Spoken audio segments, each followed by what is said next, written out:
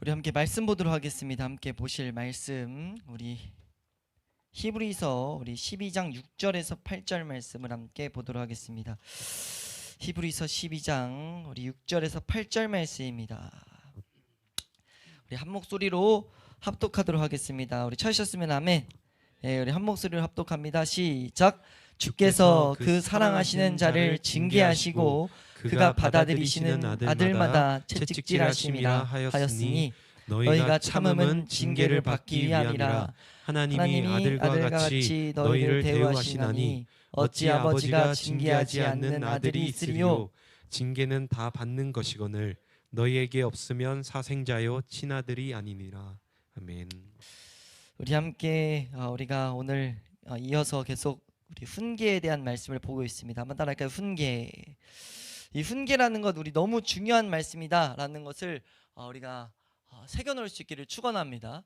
지금 우리가 그 영적 침체라는 말씀 파트를 보다가 이 본문이 나와서 너무 중요한 본문이어서 잠깐 톡 떼가지고 우리가 본문 강의를 지금 들어간 거거든요. 사실 히브리서는 언젠가 한번 할 예정인데 언제 할진 모르겠어요. 근데 제가 반드시 할 예정입니다. 왜냐면 한번 하게 하셨었고 너무 중요한 말씀이어서. 근데 그 중에서 우리가 히브리서를 잘 공부하면 히브리서에서 제 개인적인 어떤 중대한 하나의 결론적인 한 장이 이 12장이에요. 왜냐하면 이 12장이 우리에게 뭘 가르치냐면 그리스도인들의 걸음을 요약해 놓거든요.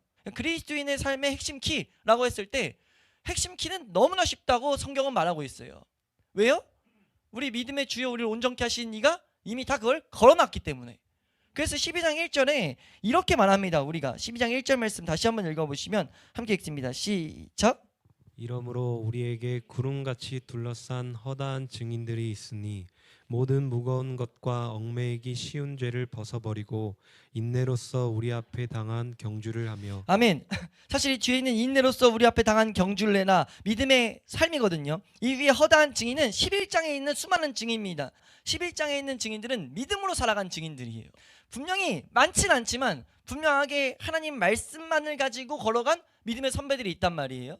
그 믿음의 선배들을 통해서 우리는 뭘 배워야 되냐면은 인내로서, 오늘 본문에서도 좀 강조돼야 되지만 인내로서, 오늘 우리가 12장 1, 2절을 강의할 건 아니어서 여기서 중요한 이제 내용이 무거운 것과 얼매이기 쉬운 건데 아무튼 이런 것들이 있는데 인내로서 우리 앞에 당한 경주를 해야 된다는 거죠.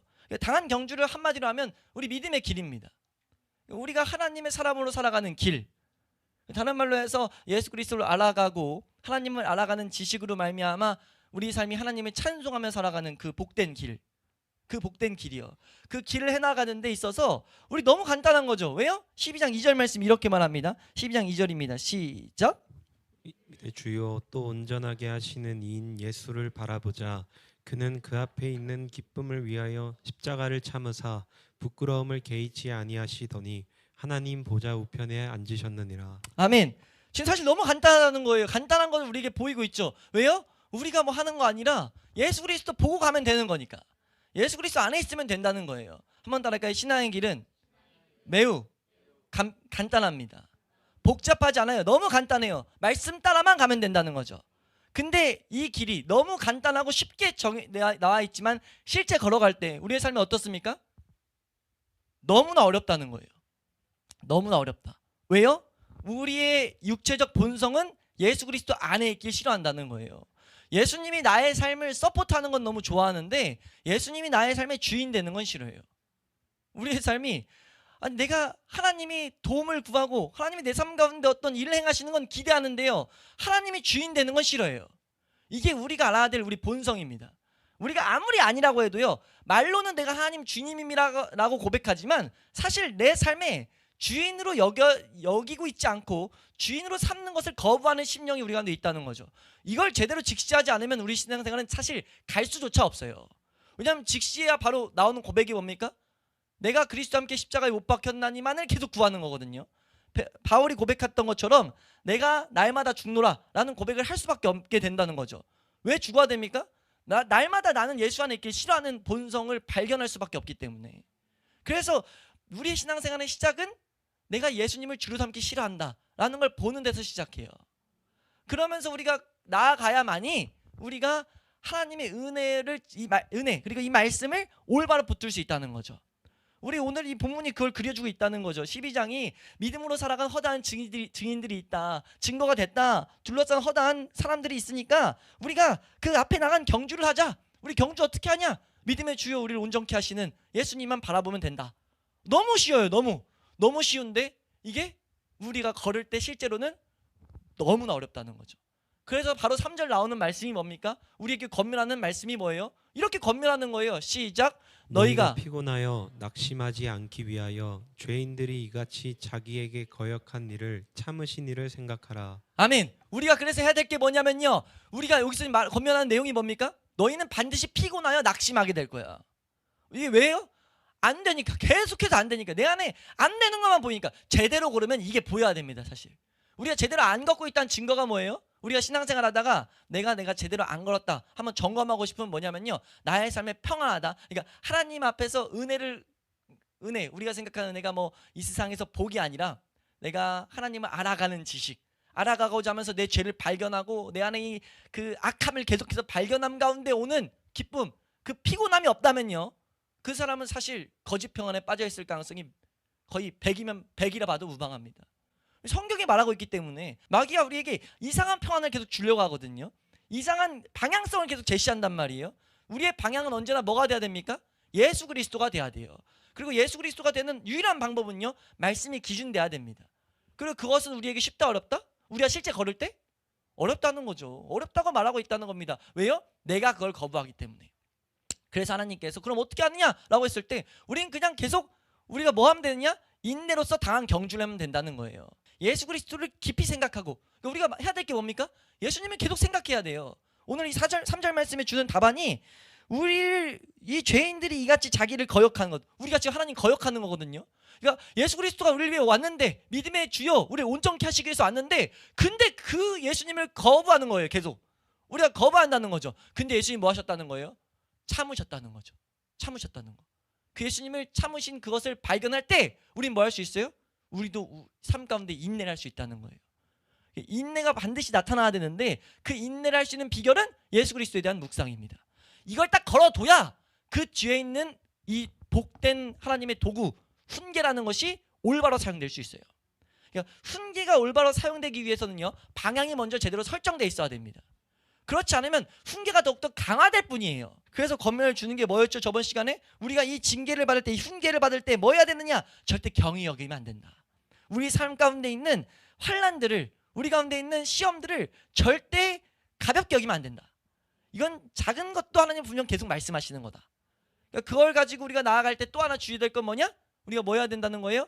낙심하지 않기를 또 주의해야 된다는 거죠. 한 번 더 할까요? 낙심하면 안 된다. 낙심하지 않게 하기 위해서 하나님께서 주시는 답이 오늘 본문 말씀입니다. 오늘 본문에 우리가 낙심하지 않을 수 있는 중요한 기준을 하나님이 먼저 주시면서 시작해요. 6절 말씀 한번 다시 한번 읽어보시면요, 6절 말씀입니다. 함께 읽습니다. 6절입니다. 시작. 주께서 그 사랑하시는 자를 징계하시고 그가 받아들이시는 아들마다 채찍질하심이라 하였으니. 아멘. 지금 하나님께서 우리에게 주는 낙심하지 않을 수 있는 비결, 낙심하지 않을 수 있는 지금 답은요, 하나님이 주시는 말씀은요, 한번 따라할까요? 하나님의 사랑이다. 지금 징계의 근원이 뭔지를 놓치지 말라는 거죠. 이 훈계의 근원은 하나님 사랑이라는 거예요. 이걸 알아야만이 낙심하지 않을 수 있습니다. 징계는요, 하나님 사랑의 집약체예요. 하나님 사랑이 우리 삶 가운데 함께 있다는 증거입니다. 우리가요, 하나님이 사랑이시다를 많이 고백하는데 그 사랑 우리 알기 원하잖아요. 그 사랑 누리기 원하잖아요. 그래서 뭐합니까?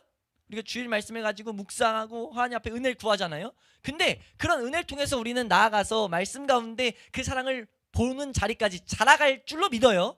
근데 거기까지, 그 일까지 우리에게 반드시 있는 도구가 뭐냐면요, 그 길에 도달하기 전에 그 길을 우리가 다짐으로, 내가 아무리 다짐으로 말씀을 주야로 묵상한다고, 내 힘으로 묵상한다고 한다고 한들 안 된다는 거예요. 은혜가 없으면 안 돼요. 그래서 그 중간에 있는 은혜의 도구가 뭐냐면 훈계라는 거죠. 그러니까 우리 이 훈계를 뭘로 여겨야 되냐면 이건 하나님의 사랑이 내 가운데 함께 있다는 증거로 여겨야 됩니다. 우리 공동서신의 말씀 보면요, 공동서신에 우리가 믿음 안에서 자라갈 수 있는 길을 유다라는 이제 유다서에서 이 유다가 뭐라고 가르치냐면요, 다른 관점을 제시하는데 우리가 믿음이 자라가는 것은 이것이야 사실 하는데 그것이 뭐냐면 유다서 1장 21절 말씀이거든요. 유다서 1장 21절 말씀입니다. 함께 읽어보겠습니다. 함께 읽습니다. 유다서 1장 21절 함께 읽습니다. 시작.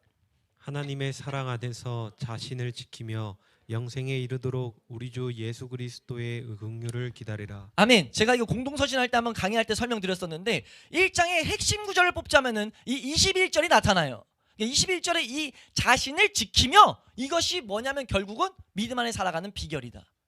그러니까 우리가 이 세상에서 믿음으로 살아가려면 한 가지만 하면 돼요. 그냥 너 지켜. 너 지켜. 여기서 좀 더 구체적으로 보면 우리 잠언서 4장 23절 말한 것처럼 무릇 지킬 만한 것보다 네 마음을 지켜라. 네? 생명의 근원이 여기서 난다라고 말씀한 것처럼 여기서 말하는 것이 우리가 우리 마음을 지켜야 돼요. 근데 그 전제가 뭐냐면요. 한번 따라할까요? 하나님의 사랑 안에서. 하나님 사랑 안에서 마음 지키고 있으면 된다는 거죠. 뭐라는 거예요? 우리 시선이 하나님 사랑에 닿아 있으면 우리 자라간다는 거예요. 그럼 여기서 답이 우리가 중요한 하나의 질문이 어떻게 우리가 사랑을 볼 수 있는데? 라는 질문에 대한 답을 오늘 이 본문이 주고 있다는 거죠. 하나님 사랑이 어디서 나타나는데? 너 삶에 혹시 훈계 있어? 삶 가운데 하나님이 내 마음을 괴롭게 하는 게 느껴져? 넌 그것이 뭔지를 알아야 된다. 지금 히브리서 저자가 뭘 말하냐면 그 본질이 뭔지를 알아야 된다는 거죠. 그 본질이 뭐예요? 하나님 사랑이라는 거예요. 우리는요 그렇게 안 여기려고 해요. 우리의 육신은 죄된 본성은요 그걸 사랑으로 안 여기려고 하죠. 우리가 이거는 육체적으로도 봐도 이 세상의 그 인간사에서 봐도 그걸 발견할 수 있게 하셨는데 애들이 부모님이 자녀를 때리는 걸 사랑으로 느낍니까? 사랑으로 바로 느낄 수 있어요 혹시? 맞을 때 사랑으로 느낍니까? 사랑으로는 당시에는 못 느껴요. 왜 때리지? 이런 생각을 하는 게 먼저 나온단 말이에요. 근데 훈계하는 그 중심에는 사랑이 있다는 거죠. 아니 사람도 그럴진데 하나님은 아예 비교할 수 없을 정도로 순도 100에 사람은 감정이 때때로 묻어나기도 하지만 하나님은 순도 100에 사랑으로서만 지금 그 훈계를 사용하고 계신다는 거예요. 그걸 말하는 게 오늘 보면 6절 말씀입니다. 6절 말씀에 이게 지금 가벼운 서술이 아니에요. 지금 진리를 우리에게 말하는데 다시 한번 6절 말씀을 읽어보겠습니다. 시작. 주께서 그 사랑하시는 자를 징계하시고 그가 받아들이시는 아들마다 채찍질하심이라 하였으니. 아멘. 지금 중요한 것을 반복해서 말해요. 사랑하셨기 때문에 그리고 뭐예요? 받아들였기 때문에. 이 구원이라는 것, 하나님의 자녀로 받아들였다는 것, 이것이 사실 우리가 얼마나 큰 은혜인 걸 알면은 이런 문장은 놓칠 수가 없다는 거죠.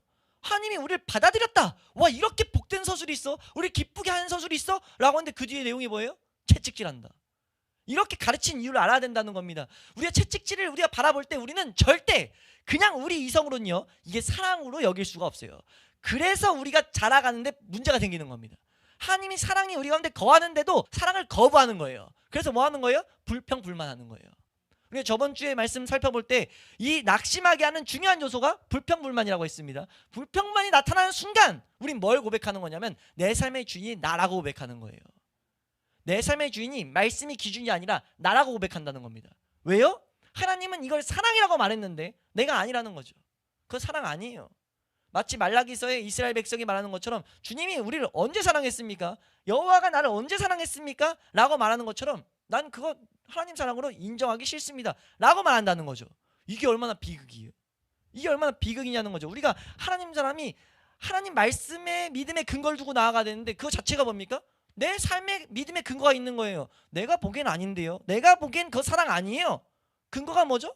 나예요. 내가 보는 이 세상의 기준. 하나님 아니라는 거죠. 하나님 딱 선언하는 겁니다. 낙심하지 마. 오늘 이 5절 말씀이 어떻게 시작됐냐면요.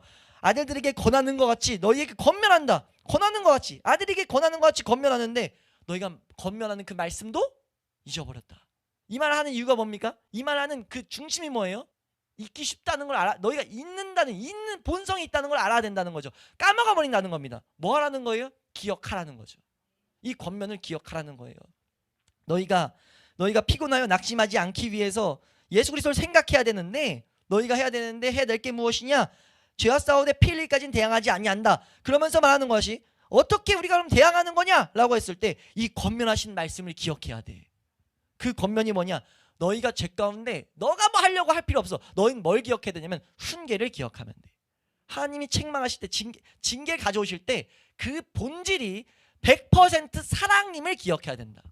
우리가 저번 시간 뭘 우리가 나눈 거예요? 죄인에게 주는 형벌로서의 징계와 하나님의 사랑하는 아들로서의 징계는 아예 다르다는 걸 설명하고자 했던 거예요. 형벌로서의 징계와 우리를 훈계하시는, 우리를 가르치시는 교육으로서의 징계는 아예 다르다는 거죠. 형벌은 심판이지만 훈계는 100% 사랑입니다. 하나님이 사랑하심을 지금 우리에게 고백하고 있다는 거예요. 이해되세요? 우리가 이것을 잘 기억해야만이 뭐 할 수 있냐면요, 이 훈계 가운데 낙심하지 않을 수가 있어요. 우리가 이 믿음의 걸음 가운데 훈계로서 날 세우시는 하나님 손길 가운데 내가 자라갈 수가 있어요. 왜요? 이 징계가 보이는 순간, 이 말씀을 믿음의 근거를 두는 순간 뭐가 됩니까? 이게 사랑이잖아, 하나님이 날 사랑한다는 고백이잖아 라는 게 오면서 그 말씀이 나를 일으킨다는 거죠. 말씀이 나를 뭐하게 한다는 거냐면 참게 만든다는 거예요. 오늘 본문에 중요한 것이 무엇이냐면요, 오늘 우리 7절 말씀을 보시면 7절 말씀 우리에게 중요한 것을 한 가지 가르칩니다. 우리 7절 말씀 한번 읽어보겠습니다. 시작. 너희가 참음은 징계를 받기 위함이라 하나님이 아들과 같이 너희를 대우하시나니 어찌 아버지가 징계하지 않는 아들이 있으리요. 8절까지 읽겠습니다. 시작. 징계는 다 받는 것이거늘 너희에게 없으면 사생자여 친아들이 아니니라. 아멘. 지금 이 말씀은요, 이제 징계라는 것을 적극적으로 너희가 대해야 된다. 우리 저번 시간에 이런 말씀을 드렸어요.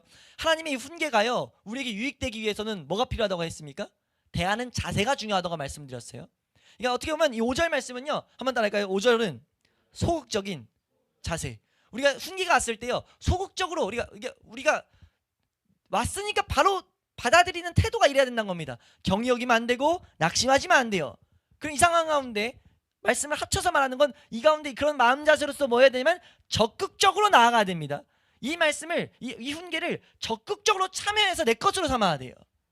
이해가 되세요? 여기까지? 훈계가 딱 와요. 하나님 어떤 게 왔을 때 우리가 취해야 될 태도. 하나님 그럼 내가 훈계 왔을 때 어떻게 해야 되는데요?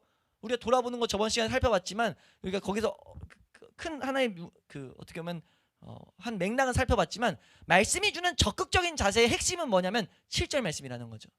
너희의 참음은, 이 참음이라는 단어는요, 꿋꿋하게 서 있다라는 거예요. 꿋꿋하게 서 있는 것이 너무 중요하다는 거죠. 서 있기 위해서 그래서 다시 한번 설명하는 게 뭡니까? 6절에서 설명한 것처럼 좀 더 강조해서 설명하죠. 사랑하신 아들이다. 반대로 뭐예요? 너희 징계 없으면은 사생자야. 개념을 또렷하게 하라는 거죠. 너희 징계에 있다는 건 내 아들이란 증거다. 내 사랑받고 있다는 증거야. 그러니까 너희는 뭐 해야 돼? 참아야 돼. 지금 이 말씀을 한 통으로 이제 우린 봐야 되는데요. 그러니까 지금 이게 5절 말씀부터 지금 권면했단 말이에요. 잊어버리면 안 된다. 너희가 이제 징계하심을 받을 때에 우리 마음 자세는 먼저 이것을 경히 여기면 안 되고, 하나 조심해야 될 건 낙심할 수 있으니까 조심해야 돼. 낙심하도록 마귀가 계속 요동치게 하니까. 그때 우리는 낙심하지 않을 수 있도록 하나님 기준 주신 게 뭐예요? 내가 널 이 징계, 이 훈계의 근원은 사랑인 것을 너희는 절대적으로 기억해야 된다.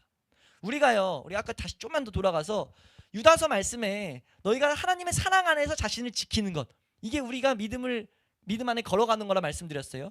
이 사랑 안에서 세우는 것이 신약성경에 너무 중요한 하나의 기준이에요. 한번 우리 하나 더 말씀 보시면요, 에베소서 3장 17절 말씀. 우리 신앙생활에 이 사랑이 너무나 중요한 이유는 3장 17절 말씀입니다. 함께 읽습니다. 3장 17절 시작. 믿음으로 말미암아 그리스도께서 너희 마음에 계시게 하시옵고 너희가 사랑 가운데서 뿌리가 박히고 터가 굳어져서. 아멘. 지금 이 말씀들이 오늘 말씀과 이게 딱 연결돼야 돼요. 믿음으로 말미암아야 돼요. 믿음이 사용돼야 된다는 거예요. 믿음이 있을 때 우리는 사랑 가운데서 뿌리가 박히고 터가 굳어집니다. 그럼 이것을 오늘 말씀에 우리가 믿음의 주요 우리를 온전케 하시는 예수 그리스도를 바라보며 나아갈 때 우리가 분명히 피곤하여 낙심하여지는데, 나아가다 보면 그 피곤하여 낙심하여지는 이유가 뭐예요? 우리 마음에 정확히 적용시켜보면 우리 안에 죄가 있으니까, 세상이 유혹하니까. 그래서 우리는 계속해서 예수 그리스도를 주로 안 여긴단 말이에요. 그때마다 하나님 뭐 하시죠? 훈계를 사용하세요. 우리가 해야 될 건 그 가운데 이 훈계가 뭐라는 걸 봐야 된다는 겁니까? 하나님의 사랑이라고 봐야 돼요. 이걸 하나님의 사랑으로 보는 게, 볼 수 있게 하는 게 뭡니까? 이때 필요한 게 뭐예요? 믿음 없으면 이건 인정되지가 않아요. 이건 믿음의 눈으로 붙잡지 않으면, 하나님 말씀은 믿음으로 붙잡지 않으면요, 인정되지가 않아요. 내가 거부하기 때문에. 그러니까 이해하라는 개념이 아닙니다. 이건 이해의 개념이 아니라 이건 하나님의 가르침이고 믿음으로 붙잡아야 된다는 거죠. 그때 우리는 이 가운데 하나님의 사랑을 더욱더 보게 되고 우리의 뿌리가 내려지고 터가 굳어지는 거예요. 우리가 더욱더 하나님께 신뢰를 두게 된다는 겁니다. 이해되십니까? 그러니까 우리가 믿음을 계속 행사해야 됩니다. 우리가 그래야만이 뭐예요? 환난을 제대로 판단할 수 있어요. 환난을 제대로 사용할 수 있죠.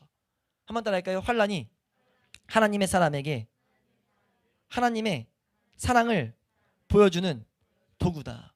이걸 제대로 사용하면은 그 뒤에 나오는 이 히브리서 다음 권에 나오는 야고보서 말씀처럼 여러 가지 시험을 만나도 우리는 기쁘게 여기는 근거가 되는 거죠. 왜요? 여러 가지 시험 가운데 우리는 또 뭘 보게 되니까? 하나님의 사랑을 확증받게 되니까. 그러니까 우리 그리스도인과 비그리스도인의 중요한 그 구분을 짓는 시금석 중에 하나는요, 환난 가운데 그것을 하나님 사랑으로 느낄 수 있느냐, 볼 수 있느냐 없느냐. 그러니까 내가 마음으로 다짐한다고 되는 영역이 아니거든요. 이게 하나님 사랑으로 보이는 데부터 환난은 제대로 다룬받기 시작돼요. 그러니까 우리가 이 마음이 어려워지는 사건 가운데 이것을 하나님이 나를 훈계하신다라는 그 이 말씀을 붙들고 하나님 사랑으로 볼 수 있는 은혜를 구해야 된다는 거죠. 이 징계를 받지 않으면 뭐라는 거예요? 사생자고 친아들이 아니라는 거예요. 우리가 여기서 중요히 하나 기억해야 될 것이요, 지금 이 훈계라는 것, 이 사생자 6절부터 8절 말씀을 통해서 우리가 하나 기억해야 될 것은요, 한번 따라할까요? 하나님의 자녀 중 가장 훌륭한 자라도 징계가 필요하다. 아무리 훌륭한 사람도요, 아무리 훌륭한 그리스도인이라고 할지라도요, 징계는 필요해요. 지금 이 말씀 가운데 우리에게 가르치는 내용이 그거예요. 우리가 바라는 것이 징계는 반드시 있을 거야. 지금 이 말에 징계를 피해갈 수 있는 이 세상에 사람은 없어요. 왜요? 온전한 의인은 이 세상에 있을 수 없기 때문에. 그래서 우리는요, 징계가 모두에게 다 있다는 걸 알아야 됩니다. 이 징계는 특히나 남을 위해서 주신 말씀이 아니에요. 나를 위해서 주신 말씀이에요. 이 말씀을 가지고 우리가 이 말씀들 보는 여러 가지 적용점들을 가지고 너 이거 해야 돼 라고 가르치면 안 돼요. 나가는 순간 문제가 나타날 수 있어요. 이건 무조건 나에게 적용해야 됩니다. 그럴 때 우리 이 말씀들이 엇나가지 않을 수 있다는 것을 우리 알아야 돼요. 그리고 이 가운데 하나님이 우리에게 분명히 말씀하시는 또 한 가지는 무엇이냐면요, 한번 따라할까요? 하나님께서 우리를 반드시 고치실 것이다. 여기서 우리는요, 하나님의 가족으로 받아들인 하나님의 아들은요, 반드시 고침받을 거라는 우리는 그 시선을 가져야 돼요. 하나님 반드시 고치기 위해서 이 은혜를 주신다는 거죠.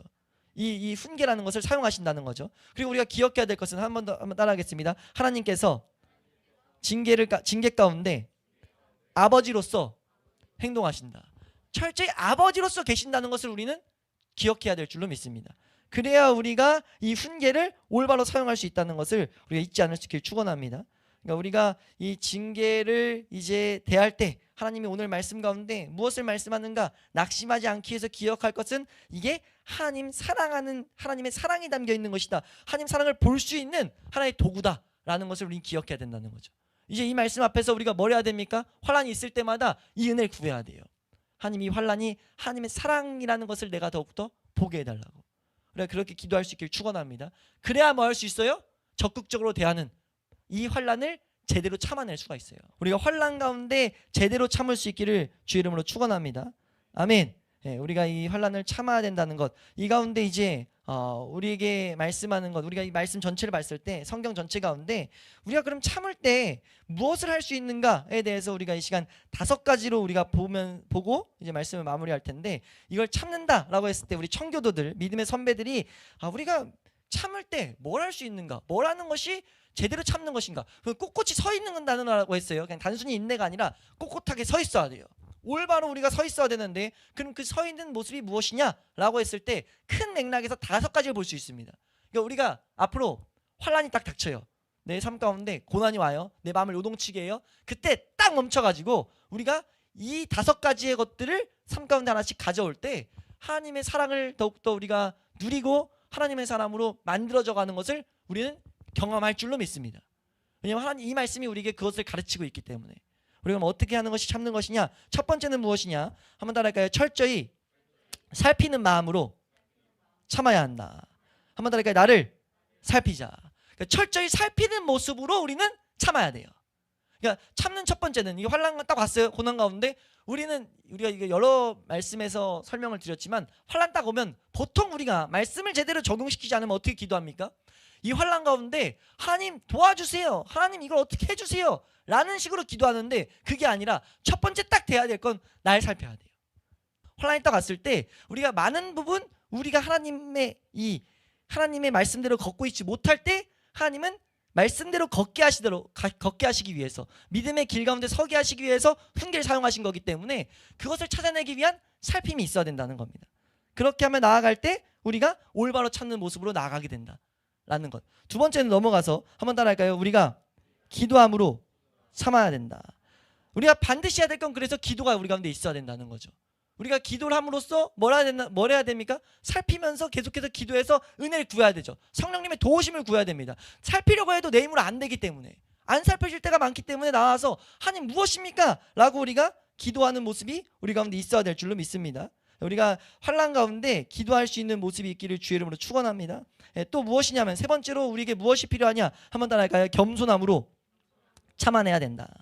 겸손함으로 참아야 된다는 거예요. 이 첫 번째, 두 번째를 사실 해나가는 바탕이 겸손하지 않으면 불가능합니다. 우리가요 그러니까 겸손하다는 건 뭐냐면 하나님 말씀을 내 삶의 기준으로 둘 때만이 겸손할 수 있죠. 하나님 말씀이 내 삶의 길이고 내 삶의 진리라는 것을 붙들어야만이 내가 겸손할 수 있어요. 겸손하지 않으면 뭐합니까? 반대의 모습은 불평과 불만이에요. 불평과 불만이 나온다는 건 그 자체가 뭡니까? 교만하다는 증거입니다. 그러니까 우리가 그런 모습이 나타날 때마다 하나님 내 겸손하지 않음도 우리가 고백할 수 있어야 되죠. 겸손하지 않은 내 모습을 하나님 불쌍히 여겨달라 이런 고백이 있어야 된다는 것을 잊지 않을 수 있길 축원합니다. 우리 베드로전서 5장 6절 말씀 한번 보시면요. 베드로전서 5장 6절 말씀. 베드로전서 5장 6절 함께 읽습니다. 시작. 그러므로 하나님의 능하신 손 아래에서 겸손하라. 때가 되면 너희를 높이시리라. 네, 7절로 함께 읽습니다. 7절 시작. 너희 염려를 다 주께 맡기라. 이는 그가 너희를 돌보심이라. 하나님 말씀하는 것이요. 그러므로 하나님의 능하신 손 아래서 너희는 뭐 하는 거예요? 겸손해야 된다는 거예요. 능하신 손, 이 환난 훈계도 지금 뭐 하는 거예요? 하나님의 능하신 손길 안에 있다는 거죠. 그럼 우린 그때 뭐 해야 됩니까? 겸손해야 됩니다. 하나님 말씀을 묻고 날 살피고 하나님의 은혜, 하나님의 깨달음을 달라고 기도하면서 나아가는 것이 겸손함이라는 것을 우리가 잊지 않을 수 있길 축원합니다. 그렇지 않게 하는 본성이 뭐예요? 교만이 계속해서 우리로 하여금 겸손하지 못하게 만들어요. 계속해서 다른 것들을 구하게 만들고 쉽게 만든다는 거죠. 다른 데서 답을 찾게 만들고 우리 죄의 특징 중에 하나가 뭡니까? 핑계하고 숨어버리려고 하죠. 그걸 안 다루고 자꾸 다른 거 하려고 해요. 그러니까 하나님이 환난을 줬으면 그 가운데 그 답을 찾아내야 되는데 잘 보면 우리 신앙생활을 보면요. 외면하고 그때 뭘 하려고 그래요. 자꾸.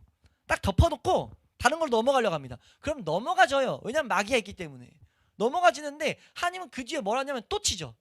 다른 걸로 또 치고 좀 더 강한 매를 드시죠. 왜요? 하나님 다루고자 하는 것은 분명히 하나님은 실수하지 않기 때문에 다루고자 하는 것을 분명히 다룰 때까지 하나님은 절대 멈추시지 않거든요. 그러니까 우리가 이 길 가운데 이 겸손이라는 것, 겸손함으로 참아낸다는 것이 우리가 정말 큰 중요한 모습이라는 것. 오늘 그래서 베드로전서 5장 6절 말씀에 말한 것처럼 너희가 하나님의 손길 앞에서 뭐 해야 된다는 거예요? 겸손으로 허리를 동여야 된다는 거예요. 네 번째로 무엇이냐면요. 우리가 이 참을 때 중요한 것은 한번 따라할까요? 우리가 인내하는 마음으로 참아야 된다. 우리가 위에서도 말했지만 인내하는 마음으로 참아야 돼요. 인내는 뭐냐면요. 우리가 여기 성경에서 말하는 인내를 말씀드릴 때 인내는 뭐냐? 소망이 근거된 참음이에요. 그러니까 성경에서 우리 인내하는 마음으로 참는다. 지금 여기서 말한 것은요. 반드시 소망이 전제돼야 됩니다. 그러니까 하나님이 오늘 말씀에도 뭘 말씀하셨어요? 이 본문에서 마무리가 어떻게 되어 있습니까? 10절 말씀 한번 읽어볼까요? 10절? 10절입니다. 이게 우리가 중요하게 봐야 될 말씀이죠. 10절입니다. 시작. 그들은 잠시 자기의 뜻대로 우리를 징계하였거니와 오직 하나님은 우리의 유익을 위하여 그의 거룩하심에 참여하게 하시느니라. 아멘. 우리의 유익을 위해서 거룩하게 참여하게 만드는 거예요. 훈계는 반드시. 이걸 믿는 거죠. 이 훈계 끝에는 내가 반드시 더욱더 거룩해지고 반드시 더욱더 그 유익에 참여하게 된다. 그리고 이 설명 전에 사실 9절에도 이게 나오는데 9절 우리 다음 주에 보겠지만 9절 말씀 한번 볼까요? 9절 함께 읽습니다. 시작. 또 우리 육신의 아버지가 우리를 징계하여도 공경하였거든 하물며 모든 영의 아버지께 더욱 복종하며 살려하지 않겠느냐. 지금 뭐 한다는 거예요? 우리 이 훈계를 제대로 사용하면요, 우리가 인내의 근거가 뭐가 돼야 됩니까? 이 훈계를 거칠 때, 내가 날 살피면서 있을 때 내가 반드시 주님께 더욱더 복종하게 된다는 거죠. 이게 복으로 여기는 사람만이 인내를 제대로 할 수 있어요. 그러니까 우리는 인내하는 마음으로 이 훈계 가운데 서 있어야 됩니다. 그럼 인내하기 위해서 뭐 해야 된다는 거예요? 이런 말씀들, 최소한 이 말씀, 오늘 이 훈계를 가르치는 이 말씀은요, 우리 마음 가운데 뚜렷이 새겨져 있어야 되죠. 한 번 더 할까요? 훈계 가운데 나를 반드시 거룩하게 하신다. 한 번 더 할까요? 훈계 가운데 나에게 반드시 유익을 주신다. 반드시 유익을 주세요. 그러니까 뭐예요? 여러 가지 시험을 당하면 기쁜 거죠. 반드시 유익해지니까. 근데 유익해지려면 뭐 해야 돼요? 이 말씀대로 훈계를 제대로 참아야 된다는 겁니다. 우리가 그렇게 참을 수 있기를 축원합니다. 로마서 8장 24절 25절 말씀 한번 보시면요, 로마서 8장 24절 25절 말씀 함께 읽습니다. 함께 읽습니다. 시작. 우리가 소망으로 구원을 얻었음에 보이는 소망이 아니니 보는 것을 누가 바라리요. 만일 우리가 보지 못하는 것을 바라면 참음으로 기다릴지니라. 인내는 이겁니다. 보지 못하는 것을 바라면서 참는 것, 이게 인내예요. 이 인내하는 마음으로 우린 훈계를 대해야 됩니다. 이 훈계는 절대 훈계로 안 끝난다. 그러면서 은혜를 구하고 있어야 된다는 거죠. 딴 길로 자꾸 가려가지 않고, 딴 거 구하게 하면 만들지 않고, 우리를 살필 때만이 우리가 올바로 나아갈 수 있다는 거예요. 갈라디아서 6장 9절 말씀도 한번 보시면요, 갈라디아서 6장 9절 말씀입니다. 갈라디아서 6장 9절 함께 읽습니다. 시작. 우리가 선을 행하되 낙심하지 말지니 포기하지 아니하면 때가 이름에 거두리라. 아멘. 반드시 거두게 하신다는 거예요. 선 중에 선은 뭐냐면요, 믿음 가운데 하나님의 인도하신 가운데 서 있는 게 선 중에 선이죠. 하나님 바라보고 하나님을 믿고 하나님 의지하고 있는 것, 제대로 믿는 게 선한 행실인 줄로 믿습니다. 우리가 그렇게 걸어갈 때 반드시 이런 우리의 육신을 다루시는 훈계가 왔을 때 이 훈계 가운데 우리가 대해야 될 자세는요, 참아야 돼요. 낙심하지 않고 참는 거죠. 하나님의 말씀하시는 걸 구하는 거예요. 날 살피게 계속 은혜를 구하는 거죠. 그때 우리는 그 훈계가, 그 징계, 채찍질이 우리에게 유익된다는 것을 우리는 경험하게 될 줄로 믿습니다. 우리가 그것을 경험할 수 있기를 주의 이름으로 축원합니다. 그렇게 살아가는, 그렇게 나아갔던 대표적인 인물이 누굽니까? 대표적인 그 소망을 품고 나아갔던 대표적인 인물, 저번 주에 살짝 언급했는데 욥이잖아요. 욥이 보면 어떻게 했습니까? 욥이 우리가 사실 정말 복된, 욥기서 하면은 많이 좋아하는 말씀이죠. 이게 사실 우리의 이 훈계를 대하는 자세에 사용되지 않으면 아무 소용 없을 수 있는데, 우리는 이제 이 말씀들을 봤으니까 우리 말씀 하나 보면 욥기서 1장 21절, 욥기서 1장 21절 말씀, 이런 말씀들을 붙들고 우리도 환난 가운데 서 있는 거예요. 우리 함께 읽습니다. 21절입니다. 시작. 이르되 내가 모태에서 알몸으로 나왔사온즉 또한 알몸이 그리로 돌아가올지라. 주시니도 여호와시요 거두시니도 여호와시오니 여호와의 이름이 찬송을 받으실지니이다 하고. 아멘. 하나님이 우리 가운데 어떤 훈계를 줬을 때 가장 복된, 하나님 앞에 진짜 하나님 기쁨 되실 고백입니다. 이 다니엘의 세 친구처럼, 사드락 메삭 아벳느고가 뭐 했습니까? 풀무불에 들어갈 때 이렇게 고백했잖아요. 느부갓네살 왕이 이제 나에게 절 안 하면, 신상이 절 안 하면 너 이 풀무불에 태워 죽일 거야 했을 때, 나는 절할 수 없습니다. 난 하나님만을 예배할 겁니다 하면서 하나님께서 이렇게 했을 때 날 지켜주실 거예요 라는 고백을 한단 말이에요. 근데 그 뒤에 말을 붙여요. 그리 아니하실지라도 나 가서 그냥 타다 죽어도 나 하나님 예배하다 죽으면 난 그게 기쁨이다 라고 말하는 믿음을 가졌다는 거죠. 왜 그런 고백을 할 수 있습니까? 하나님을 하나님으로 보고 있었다는 증거입니다. 우리가 하나님을 하나님으로 보는 사람들만 할 수 있는 게 훈계를 대하는 자세라는 거죠. 우리가 이 훈계 가운데 우리의 인내가 사용되는 것을 우리가 경험할 수 있게 축원합니다. 그럼 우리는 확신할 수 있는 게 한 가지가 뭐냐면요, 훈계 가운데 내가 인내를 사용하면서 날 살피는 모습이 그런 열매를 맺힌다, 날 살피는 열매가 맺어진다, 이것만큼 뚜렷한 증거가 없습니다. 어떤 증거요? 내가 하나님 자녀라는 증거. 이것만큼 내 삶에 내가 하나님 자녀라는 것을 밝게 빛나게 하는 게 없어요. 우리가 그런 중요한 은혜들을, 우리 그런 중요한 표징들, 복된 표징들을 우리 삶 가운데 발견할 수 있기를 축원합니다. 우리 마지막으로 기억해야 될 것, 참아낼 때 어떻게 참아내야 되느냐 한번 따라하겠습니다. 감사함으로 참아야 한다. 우리 삶 가운데 그 가운데도 우리는 감사가 나와야 됩니다. 고난 가운데 우린 감사할 수 있어야 돼요. 이걸 우리 바울이 고백하는데 고린도전서 11장 32절 말씀 보겠습니다. 고린도전서 11장 32절 말씀입니다. 함께 읽습니다. 시작. 우리가 판단을 받는 것은 주께 징계를 받는 것이니 이는 우리로 세상과 함께 정죄함을 받지 않게 하려 하심이라. 아멘. 지금 하나님이 말씀하는 거예요. 바로 이런 고백을 하게 하는 거예요. 우리가 하나님 앞에 지금 훈계받았다. 징계 판단을 받았어. 그럼 징계받은 건데 이건 뭐라는 거예요? 하나님이 지금 우리를 판단해가지고 세상과 함께 너희 정죄함 받을 자 아닌 것을 나타내고 있다는 거예요. 이게 뭔 말이냐면요. 하나님이 우리 삶 계속 보고 있다는 증거라는 거죠. 이게 얼마나 복된 것이냐면 이 세상을 창조하시고 아침에 해가 뜨고 해가 지게 하는, 우리가 계속 주일날 기독교 강의 같은 것 가운데 묵상하는 만물을 주관하시는 그 하나님의 손길, 그 손길을, 그 힘을 가지신 하나님이 내 삶을 계속 들여다보고 있다는 거예요. 이게 얼마나 복된 일이냐는 거죠. 아니 날 이것만큼 사랑하시는 증거가 어디냐는 거예요. 우리가 우리 세상에서도 우선순위라고 하잖아요. 바쁜 가운데 우선순위에 따라서 내가 대하는 일들이 달라지잖아요. 근데 하나님이 우리를 얼마나 사랑하시면 그 세밀한 잘못된 모습 나타났을 때 훈계하시냐는 거죠. 그렇기 때문에 우리는 뭐 할 수밖에 없어요? 감사할 수밖에 없다는 거죠. 그 사랑 가운데 우리가 감사할 수 있어야 된다는 겁니다. 우리가 훈계 가운데 우리는 감사할 수 있기를 축원합니다. 이것이 하나님의 이 훈계의 본질이 하나님 사랑이라는 것을 놓치지 않을 수 있기를 축원합니다. 그렇게 우리가 하면서 나아갈 때 이런 마음 자세로 이 환난 가운데 여러 가지 시험 가운데 걸어갈 때 우리가 반드시 더욱더 거룩해지고 더욱더 말씀을 열매 맺는 자리로 나아갈 수밖에 없다는 것을 우리가 경험으로 알 수 있기를 주의 이름으로 축원합니다. 우리가 교회를 다닌다고 하면서 이 환난을 대처하는 자세, 교회를 다닌다고 하면서 환난을 대처하는 자세가 엉망진창이다, 환난을 대처하는데 문제가 있다 라고 하면은 우리의 믿음을 심각하게 돌아봐야 된다는 거죠. 죽었다 깨어나도 내가 환난 가운데 교회에서 신앙생활 잘한다고 하는데 환난 가운데 하나님의 뜻을 제대로 보지 못한다라는 것은 진짜 깊이 볼 필요가 있어요. 혹은 교회 열심히 다니고 막 여러 가지 일을 해요. 막 진짜 화려한 신앙 고백이 있어요. 근데 환난이 안 와요. 하나님의 징계하심이 안 와요. 말씀으로 계속 자기를 낮추시는 게 안 와요? 라고 한다면 그 사람은 진짜 심각하게 봐야 되죠. 왜요? 사생자일 수 있다는 거예요. 자신이 착각하는 그리스도인일 수 있다는 거죠.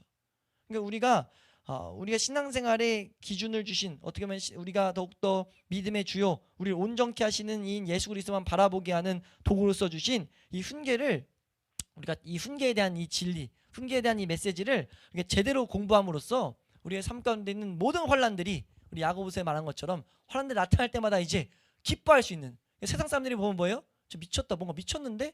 이런 표현이 나올 수밖에 없는 그런 신앙이 될 수 있길 축원합니다. 그 신앙에는 성숙한 신앙인이죠. 그 사람은 뭐냐면 하나님을 나타내는 삶을 사는 그리스도인이에요. 그리고 영적 침체를 이겨나가는, 영적 침체에 빠지지 않는 그리스도인이 된다는 것을 우리가 정확히 알 수 있기를, 그리고 이 말씀 가지고 우리가 그렇게 살아갈 수 있기를 주의 이름으로 축원합니다.